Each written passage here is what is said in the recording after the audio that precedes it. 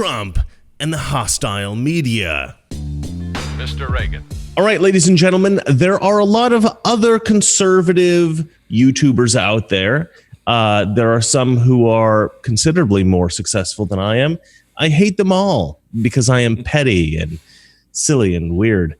But there is one gentleman that I do watch because he is so dang good.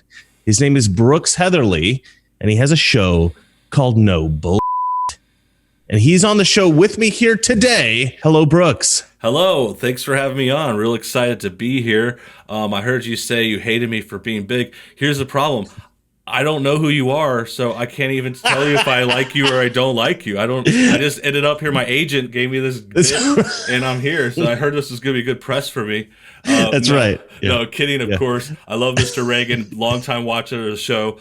Thanks for having me on. We'll get to that in one moment. First, I have to sell you something. So the preppers are all out there saying, we told you so, and the financial advisors are all scrambling to justify their advice on your retirement funds. But it all means diddly squat, really, doesn't it? Because this is not time for the blame game. This is time to help each other out. Before the crisis happened, Noble Gold had been helping investors to educate themselves and discover new ways of avoiding financial disaster. That's still the case, and they're still offering right now to talk to you for free about what choices might still be on the table to rescue your retirement plans. They've helped hundreds of people secure their stock-backed IRAs with gold and silver to stop them falling so hard. It's time you get into the world of physical precious metals before it's too late. Have a chat with the team at Noble Gold. Call 877-646-5347. That's 877-646-5347, or you can hit the link below in the description and get the free investor's guide.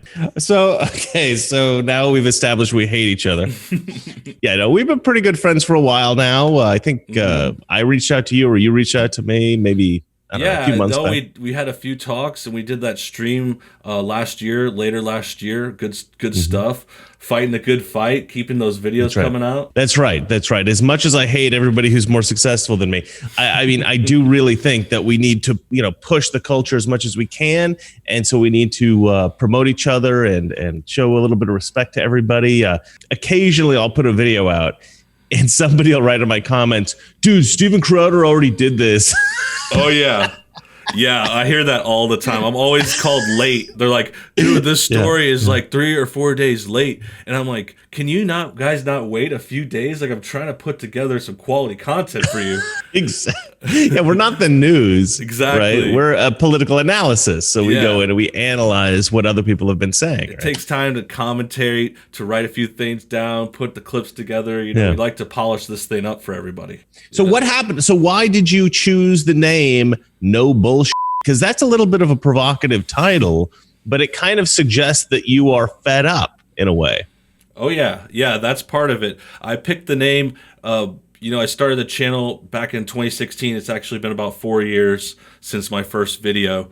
And yeah, I just wanted to stop this BS that's in the news right now, that's out in the world today. I also have some focus on YouTubers and YouTube videos. I was basically been reacting to them for a long time, and I also comment on articles and other stuff now too. But yeah, it was basically no BS. I want to stop the BS one video at a time.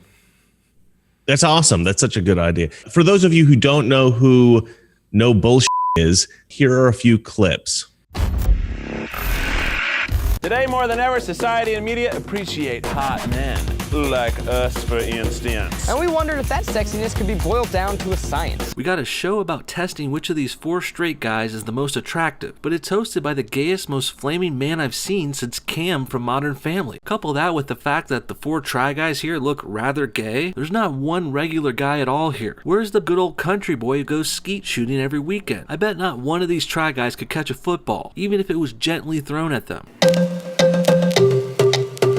More like raised without rational parents. There, I fixed that for you. Sweden is the most forward-thinking country in the world. Sweden, where everyone is trans, non-gender binary whack jobs, who are also slowly letting Muslims take over. If Sweden is the future of society, then I don't want to progress. I'd rather go back in time, in fact. Remember the 80s, guys? Remember Reagan? All right, so one thing I wanted to talk about is that you are obviously not a real conservative because you are in a mixed race relationship. and everybody knows we're all racist. You caught me, man. You caught me. I guess I'm gonna have to go get burned at the stake.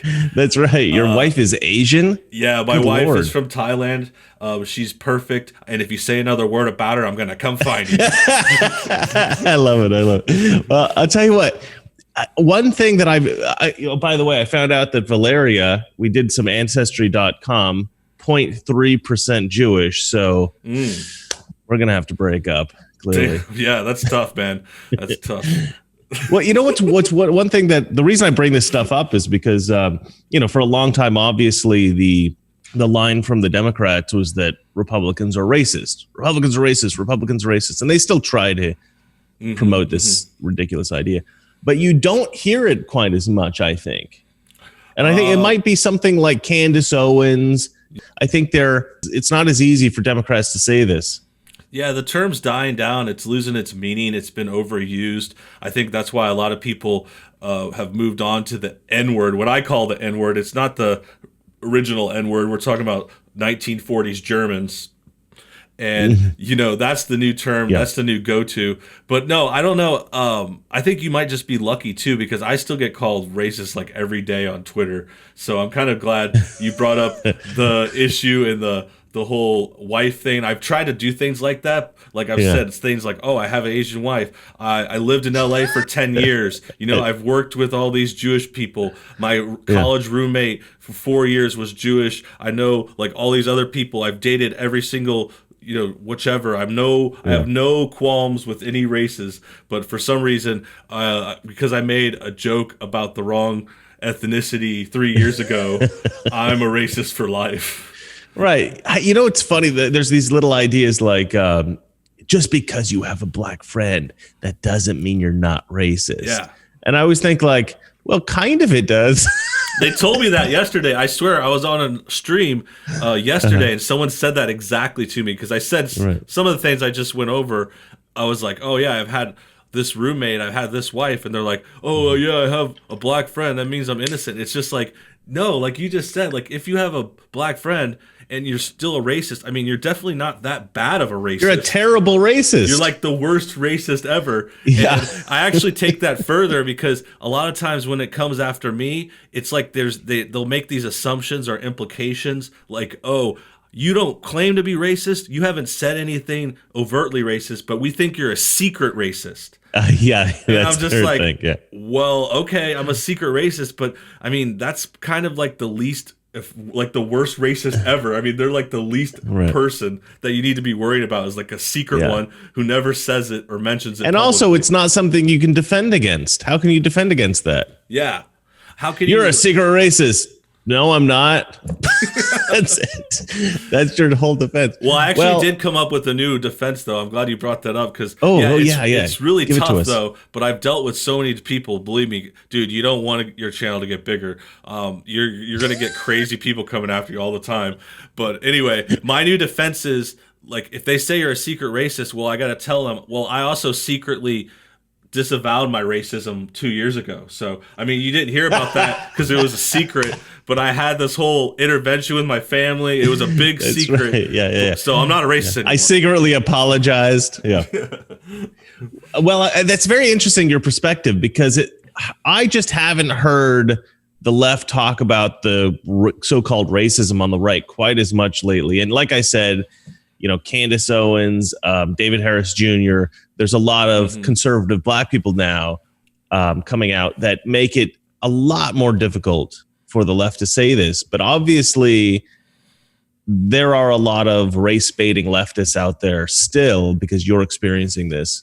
Yeah, and we're talking about internet, too. I mean, I think the figures you're talking about are more high profile in the actual news, the media, TV shows. So they're you're not going to see it as much, even though for sure you could still go to like CNN and they'll call someone racist probably each day, MSNBC, whichever. I'm sure they have their implications, but yeah, I could see where you say I think it's dying down, but it's not like we're off the hook. It's just, I think they're using different labels maybe. I think it's been really concentrated with Donald Trump. Right. Instead of saying conservatives generally are racist, they're really concentrating it at Trump, which is still stupid. But let's see.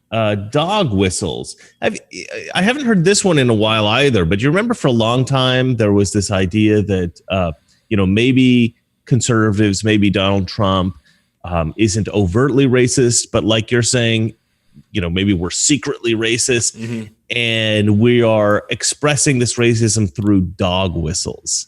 Yeah, well, that's exactly part of the whole secret racist thing. I mean, a dog whistle is just kind of them saying you mean something different than what your words mean. It's like there's a secret meaning below your words. So when they say someone dog whistles, they're kind of calling that person a secret racist. And I don't think they ever say that. Like, I kind of say that because I think it sounds silly, but them calling Trump and others racist is silly. So secret racist, it's like a secret Santa. It's like a secret Santa. It's just not as fun. Okay, so you're obviously a secret racist. So why don't you explain to us some of the dog whistles that you use on your show? Well, whenever I say America, that means I hate Martians. So really? Okay, interesting. Every time I say I love America, it really means I hate Martians.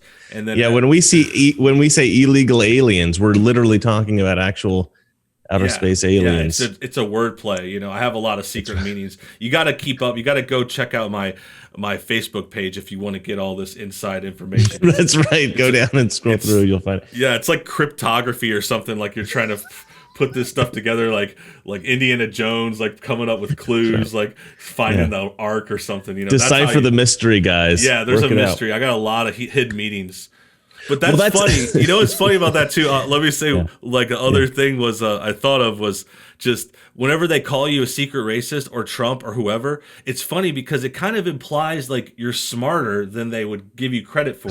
That's true. Because they're like, I mean, how smart is Trump? Like, he's got to be smart if you could be this secret undercover thing. But then at the same time, they call us dumb and like say we're so low IQ. Like that's their go-to insult. It's like, which one is it? It doesn't make any sense. Their whole worldview makes no sense. Yeah. I always tell people there's two conservative platforms, right? There's the real conservative platform, which I believe and you believe. And then there is the conservative platform that the leftist has invented that they pretend that we believe, right? Yeah. So if you only watch MSNBC or CNN, you'd think, oh my gosh, Republicans are terrible. They have all these horrible ideas. It's what we would call a straw man, right? For sure. Yeah, for sure. It's like they can't represent what you say honestly. And that otherwise, if they did, they wouldn't be able to.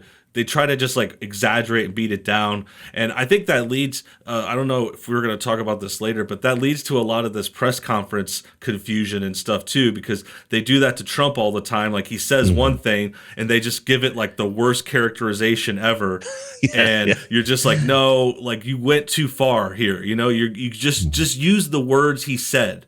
Like that's what I have to tell people too. Like I think I find this drama is similar to Trump a lot of times. Like it's just leftists, either on Twitter. That's where I see a lot of them. I probably should just be on Twitter less. It's a total time sink anyway. But yeah, Twitter press conferences. That's their gambit. Yeah, you're right. I was gonna say about dog whistles. It's a tricky thing to defend against.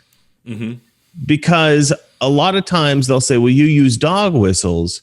And I honestly don't even know what the dog whistles that we are supposed to be using are. So like I don't even know what these are. So how do I defend against something I'm not even aware of? Like, even in theory. Yeah. I mean, I wouldn't even heard of this whole concept and the dog whistle and where that all goes if it wasn't being accused of me. And then I have to go look into it and be like, what are you talking about? Like I said this, they're like, oh, if you say these three words in the same sentence, well, that's the same way that Adolf Hitler wrote in Mein Kampf. And then now you hate Jews and you're a secret racist. I'm like, whoa. Yeah. Yeah. It's like, okay, Democrats. Get it? Because that's supposed to be some kind of white supremacy thing. Right. Anyway, that's like a dog whistle-y kind of thing right there, where they have that secret meaning. And The thing about that, now that we say it more, it's like when they say dog whistle, they act like we're coming up with the secret meaning to what we said, but it's them putting the secret meaning underneath it to make us out to be something else. Yeah. And honestly, and this is really weird. One thing that I figured out is that, and I tweeted this once a while back, which was if you want to know what crimes the Democrats are committing, just pay attention to what they're accusing conservatives of. Mm-hmm. Right. Yeah. So I didn't know a dog whistle was even a thing until we were accused of it, or Trump was accused of it specifically. And so I realized after that, okay, there are some Democrats who do that. Sure. Right. And there are some Democrats who have very specific messages, and they say sly little things that they think conservatives won't understand, but Democrats will. Mm-hmm. Right. Like Nancy Pelosi does this sometimes. But it's something that we didn't even really know existed until they outed themselves by accusing us. Yeah. Because I think a lot of times they think we're doing the bad things that they're doing. Which is exactly. Almost never true. I can see where you're going with that. I was totally with you because I was like thinking that too. I've seen this before. Democrats always project. They always project what they're doing or thinking onto people because basically, I mean, not to generalize too hard, but projecting is just something someone that's not too smart does. Because they have it in their head. They're like, oh, I did something bad. Like I lied about this, or I implied this person was racist and I shouldn't have. And they think it in their heads. They got that in their heads. And then they're looking around and they're like, whoa, that person's doing it too. That person's doing it too. And they're just kind of like paranoid too. Oh, yeah. When I met Carl Benjamin, Sargon of Akkad, you know Sargon? Sure. So I met Sargon of Akkad, and we were talking about how people think that we are supported by some kind of like billionaire conservative somewhere or some news organization that has set this all up for us. And we're like hired actors expressing kind of an idea. I'd probably have a nicer studio. I mean, I love it here. I like your shot looks great, but it's like you think we would be filming on like webcams in our homes if we were like, this is my apartment, and that's the point. We just start laughing, right? Because we're just a couple of guys in our bedrooms with a camera and a microphone expressing ideas that we have about the world. Dudes with foreign wives with expensive tastes, and we got to work. We got to grind. My cat is obscenely expensive. Oh yeah, I got a cat because I'm allergic to cats. Okay. So if I wanted a cat, I had to get a Bengal, which was like, what am I even doing? You're like the Tiger King over there, LA's Tiger King. That's right, LA Tiger King. Yeah, the parallels are endless. Okay, so let's talk about what we came here to talk about. Sure. The hostile press corps. Now, it seems to me like this has been something that's existed since the very beginning. But it really came to a head with Jim Acosta. I think Jim Acosta really blew things up even bigger than they were. So people were a bit hostile with Trump, but once the Jim Acosta stuff happened, it seems like now everybody wants to compete to be the biggest troll in the press corps. Yeah, that's a good way to put it for sure. Because I mean, I never heard of him before the Trump administration. But yeah, it was like the first year or two, he came in up as this like big trolly, like very rude. Like he was the first one to get these kinds of clips. And then now we're like 4 years in, and this happens like every week with all kinds of reporters. Yeah, I call them professional trolls. They're not really journalists anymore. Journalistic integrity is out the window. Yeah. I have queued up a couple of clips for you to watch. Okay, cool.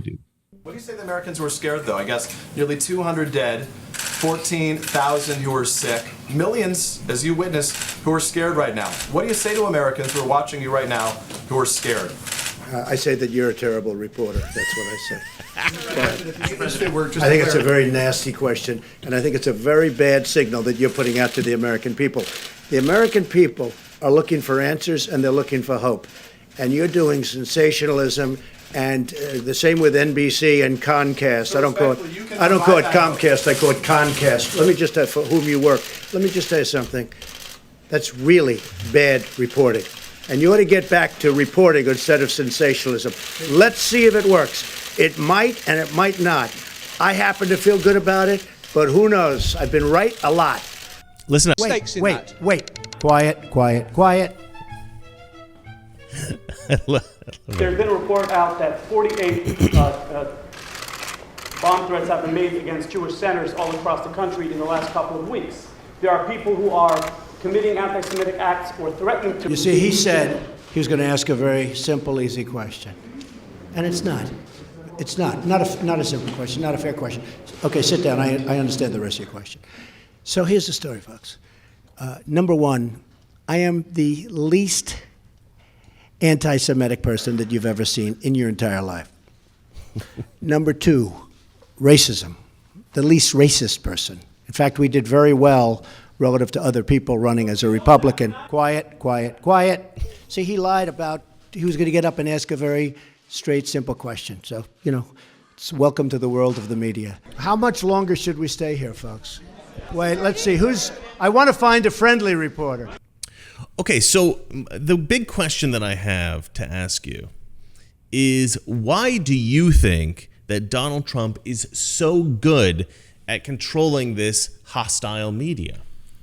Great question. I think he has a lot of experience, first of all. This isn't his first rodeo. He's danced with the press for years. Before he was even a candidate, he was always this high-profile celebrity / entrepreneur. He had a lot of businesses. He was a figure in New York, before we were born. He's been around. And I think that experience, and then also he's got the demeanor for it. He's got a good voice. He speaks his mind. He stands his ground, and he knows how to kind of work the room and handle people and, demand respect. I mean, not like he's demanding it outright. He's commanding it. He's kind of drawing it in. It just reminds me, he sounds like a teacher in there. Like when he did that quiet, like he has that presidential quality too, like a leader. He's just a natural leader. Yeah. I mean, he's obviously a little bit bombastic, compared to other presidents. But perhaps he needs to be, because the press is so hostile toward him. I actually think a lot of it comes from old age. Like, have you ever met an 80-year-old who isn't super confident? Yeah, I know. You could even just go past 70 for that. I know a lot of grandparents and, anyone's Trump's age, you have that much experience, especially when you have that much success. I mean, so people try to question and challenge Trump in his career, but he's accomplished many things in his life. Like, he's done a lot of things, not trying to kiss up to him too much, but this is where the confidence comes from. Yeah. I mean, you make such a good point about how he's had to deal with the press his whole life, but also pretty ruthless other businessmen, and politicians. So he's been dealing with people who I think the average American would be a bit scared of. And I think that goes back to now that you say it, like, he's a New Yorker. He's like a classic New Yorker who's got that kind of like no nonsense. They live in this big city their whole lives. They're used to internationals. They traveled the world sometimes too. Right, yeah. There's a sort of great confluence of experience and natural characteristics that have, I guess, made Trump sort of the perfect person to take on the media in this way.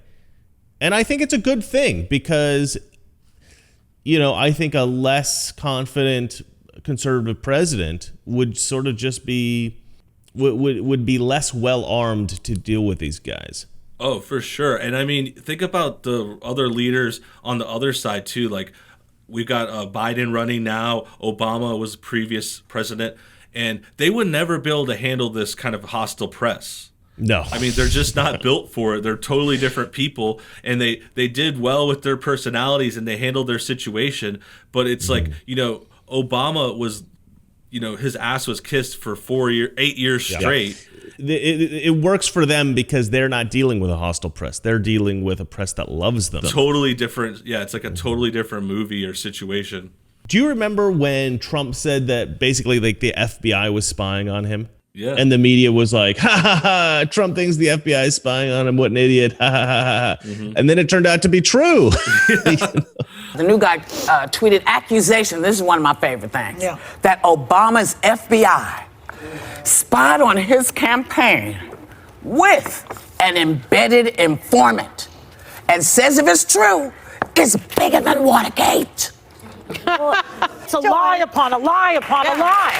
That's why you can't follow it. President Trump has a new favorite word, and every time he uses it, he is lying. And that is the word spy. His baseless claims of spies. This is the President of the United States telling people don't believe what this federal government is doing. And that has very, very dangerous consequences. The notion that somehow the FBI planted someone inside the campaign to spy on the campaign is just not true. There's absolutely no evidence there was a spy. He wants you to believe that his campaign was spied on, and it's one of the worst things that we've ever seen from government. I totally remember that coming out, but I don't remember anyone in the media like correcting or apologizing or admitting Trump was right. That's shocking, huh? Not a chance, yeah. And then recently he was talking about how you can have these disinfectants, right? UV light that disinfects the human body potentially from this virus. Sure. And they all laughed at him for that. UV light only works on, like metal surfaces. It's not for the human body. That'll kill you, And then it turns out actually there is something being developed to do this. And he's obviously been briefed. Yeah, I mean, he knows. Donald Trump just making stuff up. Yeah, and I'm glad you brought up that specific one because I had heard some new things. I made a video on the disinfectant gate thing when it came out a few days ago. But yeah, it was like, it's so funny to me because first of all, the media's reaction, it was like this coordinated, like, oh, everyone said that was just the worst idea ever. And I'm like, is it that bad though? I mean, I get that you guys are freaked out, like you're pretending Trump's told people to drink bleach, but it's like, no, like he's talking about a doctor, scientific people making some kind of medicine that might use one of these ingredients. Like we're not saying drink Lysol. Like the media says drink Lysol because they want someone to go do it so they could blame it on Trump. But honestly, they do. Yeah. It's because that's really what happened with the hydroxychloroquine. Yeah, it's the same. Yeah, it's the same story as that. I remember that too. I was telling someone that like this is hydroxychloroquine like all over again. Yeah, exactly. Yeah, and what's really weird is the hydroxychloroquine controversy is insane, right? Like Donald Trump mentions that there's some science that shows this might be helpful. And I compiled a list of anecdotal evidence, doctors who say we found great results with this. And I actually sent it to my friend who's a researcher this is really crazy. This was my best friend in college, which was really weird. He's now like a scientist. He's worked with coronavirus in the lab, and he's actually worked, I think, separately with hydroxychloroquine in the lab. So he's actually an expert on this stuff. Okay. I'm going to have him come on the show. We're going to talk about it. But he didn't know about all this anecdotal evidence with the hydroxychloroquine. So I sent him all of these articles. So I'm going to bring him on the show and talk about that. That'll be cool. Yeah, I want to hear about but so that I too. went through and I looked at all this stuff, and it really looks like hydroxychloroquine either works or it somehow is helping. Right. And for the media to just dismiss that because Trump talked about it once is so destructive. It's so delusional and crazy. It baffles me because I understand not liking Trump, but you could potentially be killing people because you don't want Trump to be right about something. Yeah, and the worst part about that is the irony of it because they're like, "Oh, Trump's suggesting something that'll kill people," and it's like, well, no, maybe you're suggesting something to kill people is going to kill people. Okay, that got convoluted. I've seen the media do some crazy stuff with Trump. Like they got mad at him for eating his steaks well done. God forbid somebody cooks their meat through. There's the two scoops one where he got 2 scoops of ice cream. They talked and about everybody else only got one. That was news story. That was a news story. That was really early. I was just like, that one cracked me up because I thought of that again because Nancy Pelosi just had an ice cream story. And her big ice cream like gate. 100 pints of $30 ice cream in her $20,000 freezer. But That's right, Trump got 2 scoops for dinner one night, and more on that at 5. Well, it's fun. Actually, last night I went to go see my great aunt Pauline, right? Is my dad's aunt, who's still alive. She's in her 90s. And I called her up. I was in Huntington Beach, and I said, "Hey, I'm in Huntington. Can I come see you? I know there's coronavirus. You might not want to see me." She was like, "No, come over." So I brought Valeria, and Valeria loved her, Nice. But when we were leaving, she goes, "Hey, by the way, all that ice cream in Nancy Pelosi's freezer, I have the same ice cream." I was like, "I guess all rich old ladies have the same ice cream." She's like, "Yes." It's a California thing. I guess. Yeah. It's kind of funny. I bet it was good. Did you try it? I didn't know we were leaving, but You're I should probably have. dieting. You got to watch your figure. Yeah, I am dieting because I got fat doing YouTube. Did you find that you got fatter after you started doing YouTube full time? No, I think I'm in perfect shape. My body's excellent. My wife loves me. I'm happy with it. I'm the way I got fat, man. No, it's true. It's a sedentary lifestyle. You gotta really work sedentary. in some workouts or just some light exercise when you can. But damn, it's hard because I'm working in the office here every day, busting ass. So it's hard. Yeah, me too. I'm gonna get an editor. I think I'm gonna hire an editor. Hey man, hit me up. I might be out of a job by the end of summer, so I could maybe be your editor. Hey, no problem, man. YouTube's been shutting me down, so you know how that goes. I don't think so. I think you're going to be around for a long time, my friend. We can't lose. No bullshit, Brooks Heatherly. Yeah, there's too much on the line this year. That's why I'm really happy to be here. Thanks for talking to me. Give me this chance to talk to some new people. This year we got this election coming up. We got to stick together. We got to be strong. We got to support both of our channels, support the right narrative in the press, get this conservative movement up to the next level, because God forbid someone like Biden wins. I don't think there's too much of a chance of that, but you never know. I mean, we got to be excited about going out to vote. Are there any other press corps related observations that you would like to express? We talked about how Trump is like this. He's like the principal at some urban high school or something. He's got like all these people like those movies from the 80s. Yeah, he's like trying to get this together. He's like, "Do you guys want this country to run right or what? Like, what are you doing? What are you doing?" Like, Shannon, you shouldn't be pregnant. You're 16, Shannon. And then like Jim Acosta's throwing paper airplanes up at him and stuff. And that's why he has to be like, quiet. There's this cartoon recently that I saw, which was like a nurse, and she's talking to a patient who has coronavirus, and she goes, "Listen, we have something called hydroxychloroquine. It'll save your life, but on the flip side of that, you're gonna prove Trump right." So like the patient has to make this difficult decision. Oh God, I can just see that meme of that guy sweating. He's like trying to press one of those buttons. It's like, do I save my life or do I prove Trump right? Like, exactly. Seriously though. I bet you there's a lot of radicals out there on the left that would totally do that. Choose to die, right? Die for the cause. Trump, right? Yeah, for real. All right, everybody. So if you're not subscribed to No Bullshit, I know it's a very provocative title, please do so. Honestly, I don't have a ton of time to watch conservative analysis like the stuff that I do anymore, because I'm usually busy doing research and making my own videos. But one of the few channels that I watch religiously and I absolutely love is Brooke. And this is absolutely true. I'm not saying this just for the show, man.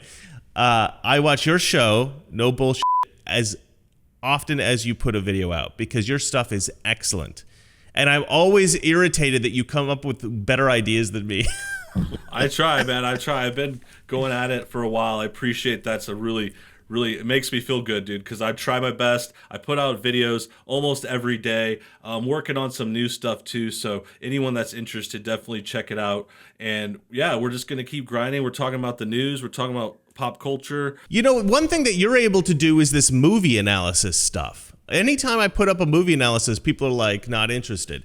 But I love that you're able to do it, and you get a lot of views on that stuff. Yeah, I've been blessed. I have a lot of different wider variety of topics. Actually, much wider than some will admit. Like people act like I just talk about Trump every day or something. But I have like videos. I have a whole series of reviewing South Park episodes, and those tie in really well because they're always commenting on political events. They're much more conservative than people think they are. Yeah, I mean, they're right in line with a lot of current events, and some of their stuff, going through it is a lot of fun. Those videos do well. I've talked about movies too, like you mentioned.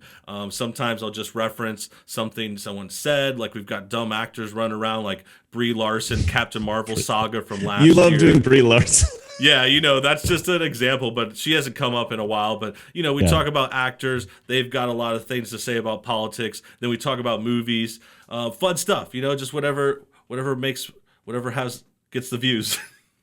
Yeah, for real. All right, brother. Well, watch No Bullshit. Subscribe to his channel. Thank you so much for coming on. This has been a hell of a lot of fun. I'm going to cut this together. We're going to have a beautiful episode here. Yeah, thanks for having me, guys. Have a good one. Okay, thanks so much, man.